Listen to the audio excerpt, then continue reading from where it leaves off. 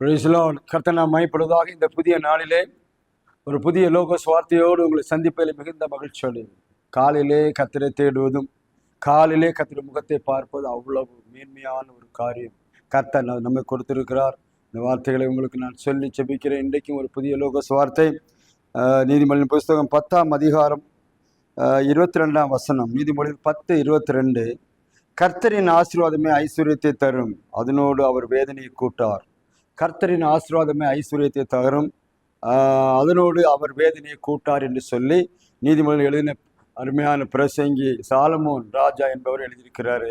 அந்த நாட்களிலே இயேசு பிறக்கிறதுக்கு 2500 வருஷத்துக்கு, இயேசு பிறக்கிறதுக்கு முன்னாடி ஒரு 600-700 வருஷங்களுக்கு முன்னாடி எழுதினார். இன்றைக்கு 2600-700 வருஷம் ஆகுது.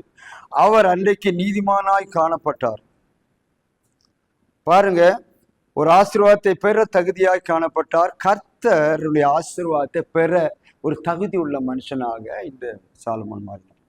பாருங்க, ஒரு நாள் அவர் ஜெபித்து கொண்டிருக்கும் போது, சோதரர் ராஜாவை அபிஷேகம் பண்ண ஜெபித்து கொண்டிருக்கும் போது, அபிஷேகம் பண்ணப்பட்ட என்ன செய்யறது, நான் என்ன உனக்கு ஆண்டவர் ஒரு நாள் தரிசனமானார். தரிசனமாய் கேட்குறாரு சாலமோனை பார்த்து, சாலமோனே உனக்கு என்ன வேணும் கேள், நான் உனக்கு தருவேன்னு சொல்றாரு. சொன்ன உடனே அவர் கேட்கறது ஒரே ஒரு காரியம் தான் கேட்டார். ஆனால் ஆண்டவர் அதை விட ஜாஸ்தியாக கொடுத்தார். அதான் அங்கே முக்கியமாக பார்க்கணும். அதனாலதான் அவர் தைரியமா எழுதுறாரு, கர்த்தரின் ஆசீர்வாதமே ஐஸ்வர்யத்தை. என்ன கேட்டார்? அவர் கேட்கும்போது, நான் இந்த இஸ்ரவேல் சமஸ்த ஜனங்களை எல்லாம் நியாயம் விசாரிக்கணும், எல்லா கம்ப்ளைண்ட்டும் என்கிட்ட தான் வரும். கடைசியா நான் அவங்களுக்கு எப்படி நியாயம் செய்யணும்? நான் நியாயத்திலே தவறிடக்கூடாது. ஒரு பட்சமாய் நான் பேசி மற்றவர்களை நான் காயப்படுத்தி விடக்கூடாது. நீதி நேர்மையை விட்டு நடுநிலை விட்டு நான் பின்வாங்கி போகக்கூடாது. அதனால எனக்கு நீ தர வேண்டியது என்னன்னா, ஞானத்தை மட்டும் எனக்கு கொடுங்க. இந்த ஜனங்களை நியாயம் விசாரிக்க ஞானத்தை கொடுங்கன்னு கேட்டார். ஆண்டவர் ஆச்சரியப்பட்டார். என்ன பணம் பொருள் சொத்து எல்லாம் கேட்காம, வெள்ளி பொண்ணு தங்கமெல்லாம் கேட்காம இதை கேட்டானேன்னு சொல்லி அவர் ஆச்சரியப்பட்டு, சரி நான் உனக்கு ஞானத்தை கொடுத்தேன், அதோடு சேர்த்து செல்வத்தையும் உனக்கு கொடுத்தேன் என்று சொல்லி அவனை ஆசீர்வதித்தார். அதனால தான் அவன் நாட்களிலே பயங்கரமான ஒரு பெரிய ஒரு பணக்காரனாக, ஒரு பெரிய ராஜாவாக, ஒரு ஞானமுள்ள ராஜா, செல்வம் உள்ள ராஜாவாக அவன் திகழ்ந்தான். ஆண்டவர் 2 சேர்த்து கொடுத்தாரு. அந்த கொடுத்த செல்வத்தினால அவனுக்கு எந்த பிரச்சனையும் வரல. சோதரி, இன்றைக்கு நமக்கு அது அவர் வித்தியாசமா சொல்றார். கர்த்தரின் ஆசீர்வாதம் ஐஸ்வர்யம், அவர் அப்படி செஞ்சா அதோட வேதனை வராதுன்னு சொல்றார். இன்றைக்கு நாமவே சில சமயங்கள்ல திருவினையாக்கும்னு சொல்லி முயற்சி பண்ணி குறுக்கு வழியில, அந்த வழியில, இந்த வழியில நிறைய ஐஸ்வர்யத்தை செல்வத்தை சேர்த்து வச்சுக்கிட்டு இன்னைக்கு நைட்டு ஃபுல்லா தூங்காம வேதனையிலையும் சோதனையிலையும் கஷ்டத்திலையும் படுத்து கொண்டு இருக்கிற ஜனங்கள் இருக்கிறாங்க. ஒரு பயங்கரமான காரியங்கள் வைத்திருப்பாங்க, ஆனா தூக்கம் வராது. ஏன்னா யாரா அடிச்சுட்டு போயிடுவா, என்ன பண்றது? சோதனம். பணத்தை மடியிலே வைத்திருந்தால் கனம் இருந்தால், மடியிலே கனம் இருந்தால் வழியிலே பயம் இருக்கும். இப்போ அப்படிப்பட்ட கனம் பாருங்க, இந்த சாலமோன் ராஜாவுக்கு நிறைய கனம் இருந்துச்சு, ஆனா பயம் இல்லை. ஏன்னா அது கர்த்தர் கொடுத்த ஆசீர்வாதம். அதை யாரும் எடுக்க எந்த காரியம் இல்லை. அவனுக்கு சேர்ந்து கொண்டுதான் இருந்தது. பக்கத்து இப்போ சின்ன சின்ன ராஜாக்கள் எல்லாம் அவன் பொன்னையும் கொடுத்துட்டு போயிடுவாங்க. ஏன்னா இவன் நம்மளை ஒன்று தொந்தரவு பண்ணக்கூடாதுன்னு சொல்லி எல்லா ராஜாவும் சாலமோனை மருமகனாய் மாற்றி விட்டார்கள். இதான் அதுல மிக முக்கியமானது. அதனால அந்த நாட்களில் வரவு வந்துகிட்டே இருக்கு, செலவே கிடையாது. அதனால அந்த நாட்களை பொற்காலம் என்று சொல்லி சரித்திரம் சொல்லுது. அதனால அவர் சொல்றாரு, கர்த்தரின் ஆசீர்வாதம் தான் ஐஸ்வர்யம். அப்ப கர்த்தர் ஒருவனை ஆசீர்வதிக்க விரும்பினால் அவனுக்கு கர்த்தர் ஆசீர்வதித்தால் அவனுக்கு வேதனை வராது. இன்னைக்கு வேதனையோடு கூட வச்சிருக்காங்க, நிறைய செல்வம், ஆனா கூட வேதனை, பயங்கரமான வேலை. அவருக்கு எஸ்கார்டு வேற, சோத்திரம், அவருக்கு ஒரு பாதுகாப்பு படை வேற, எல்லாம் இருக்கணும். இல்லைன்னா அவ்வளவுதான். இன்னைக்கு ஒரு பெரிய ஆளா இருக்கிறவங்க எல்லாம் ஒரு குரூப் வச்சிருப்பாங்க, அடிதடி குரூப். ஏன்னா ஏதாவது பிரச்சனை போய் அடிக்கிறதுக்கு அவங்களை அனுப்புவாங்க. இப்படிதான் வச்சுட்டு இருக்கேன். ஏன்னா பயம், மடியில கனம், வழியில பயம். என்னைக்கு நம்ம போட்டு தள்ளிடுவாங்களோ, சும்மா இருந்தாலே போட்டு தள்ளுறாங்க. என்ன பண்றது? அப்படியானால் ஐஸ்வர்யம் இருக்கிறது பெருசு இல்லை. தேவன் உங்களுக்கு ஐஸ்வர்யத்தை கொடுத்திருந்தால் உங்களை ஆசீர்வாதம். இன்னைக்கு காலை வேளையில நீங்க ஜெபம் பண்ணுற ஜெபம் என்ன தெரியுமா? ஆண்டவர், நீர் எங்களுக்கு ஐஸ்வர்யத்தை கொடுங்க, அதனால எங்களுக்கு வேதனை வேண்டாம். எல்லாம் இருக்கு வீட்டுல, சோதரி இப்போ புதுசாக ஒரு நோய், சுகர் நோய் வந்திருக்கு. சுகர் இல்லாதவங்களும் இல்லை. இந்தியா தான் ரொம்ப ஹையில் போயிட்டு இருக்கு. எல்லாருக்கும் சுகர். ஏன்னா எல்லா சுகர் உள்ளவங்க பாருங்களேன், அதை சாப்பிடாத, இதை சாப்பிடாத, அதை பண்ணாத, இதை பண்ணாத, அப்படி போகாத, இப்படி போகாத, நிறைய அட்வைஸ் தான் பண்ணிட்டு இருக்காங்க. ஆனால் ஒரு நோயை குணமாக்குற ஆட்கள் இல்லை, எல்லாம் அட்வைஸ் தான். யோசனை பண்ணி பாருங்க. ஒரு பணக்காரன் எல்லா பொருளையும் சமையல் பண்ணி வச்சிருக்காங்க. சோதரம் சமையல் பண்ணி எல்லாம் விதவிதமான சமையல். ஆனால் அவனால் அதை சாப்பிடக்கூடாது. ஏனென்றால் அவருக்கு சுகர் இருக்கு. போயிட்டு அந்த மனம் மட்டும் பார்த்துட்டு அப்படியே திரும்பி போயிடணும்.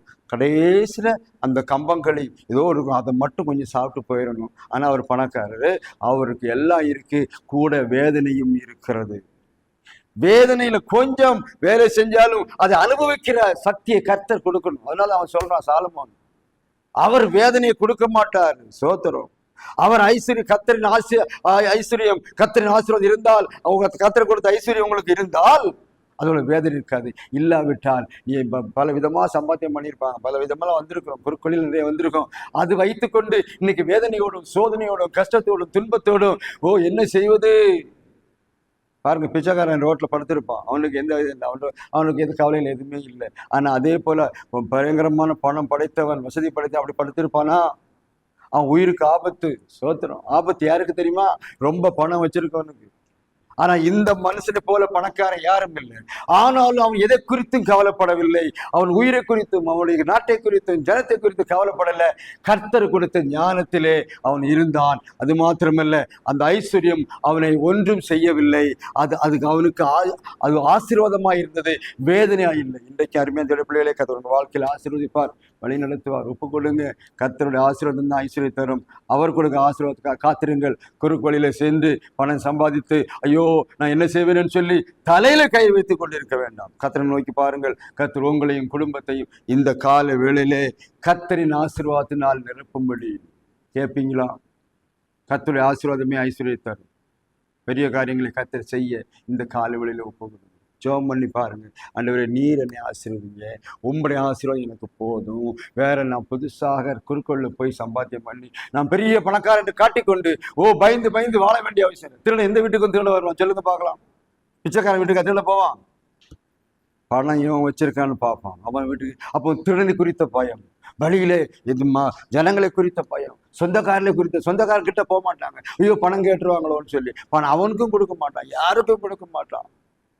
பயந்து பயந்து மறித்து கொண்டிருப்பான். அது ஒரு ஆசீர்வாதம் அல்ல. கர்த்தர் கொடுக்கிற ஆசீர்வாதத்தை பெற்றுக்கொண்டு இந்த காலையில் சந்தோஷமா இருக்க அவரை நோக்கி பாருங்கள். கர்த்தர் கொடுக்கிற ஆசீர்வாதம் தான் உங்களுக்கு நிலையானது. கர்த்தர் கொடுக்கிற பணம் நிலையானது. கர்த்தர் கொடுக்கிற செல்வம் நிலையானது. அது மாறவே மாறாது. அதை பெற்றுக்கொள்ள ஒப்புக்கொள்ளுங்க. இந்த காலையில் நான் உங்களுக்கு ஜெபித்து முடிக்கிறேன். பரலோகத்தின் பிதாவே, ஆண்டவரே, நீர் கொடுக்கிற ஐஸ்வர்யம் அதோடு வேதனை கொடுக்க மாட்டீர் என்று சொல்லப்பட்ட வசனத்தை எல்லா ஜனங்களும் அறிந்து நடக்க உதவி செய்யுங்கப்பா. நாங்கள் குறுக்கு வழியில போயிட்டு பணம் ஓடி சம்பாத்தியம் பண்ணி கடைசியில் வேதனையோடும் சோதனையோடும் நோயோடும் பிரச்சனையோடும் இருக்கிற பிள்ளையோட வாழ்க்கையில மாற்றத்தை உண்டு பண்ண செபிக்கிறேன். பிதா குமாரன் பரிசுத்த நாமத்தினாலே எல்லா பிள்ளைகளும் உம்முடைய வழியை நடக்கும்படி அவளை ஆசீர்வதிக்கிறேன். உடைய வசனங்கள் வறுமையா திரும்பி வர வேண்டாம். வசனத்தை கேட்கிறவங்க பார்க்கிறவங்க எல்லாரும் ஆசீர்வாதத்தை பெற்றுக்கொள்ளட்டும்.